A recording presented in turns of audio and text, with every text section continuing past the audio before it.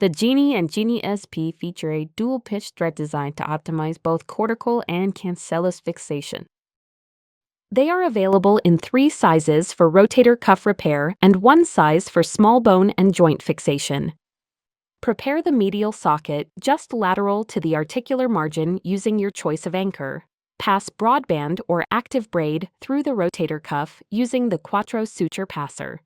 After deploying the medial row anchors and passing the sutures, retrieve 1 tail from each anchor through the lateral portal. Load the suture tails into the kite tab of the anchor to secure them within the implant. The implant can accommodate up to 4 broadband tapes, 4 1.5 mm active braid tails, 2 2.5 mm active braid tails, or 6 number 2 sutures loaded 3 at a time. For non-self-punching anchors, create a pilot hole using the recommended reusable or disposable awl. Mallet the awl to the first line for the 4.75 mm Genie and second line for the 5.5 mm Genie. If using a self-punching Genie SP anchor, slide it into the joint and align it with the bone. Ensure sutures remain free of entanglement or tension as you slide through the cannula before you mallet the peak tip into bone. In cases of hard bone, use the recommended awl and/or tap to create a pilot hole before inserting the anchor.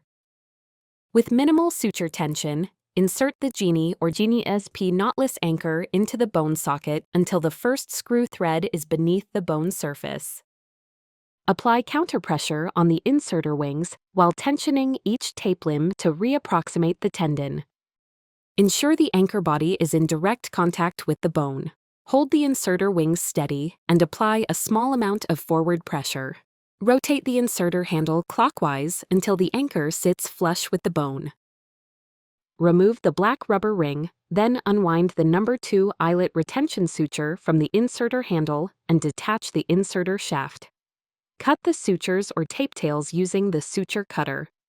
Repeat steps for the second lateral anchor.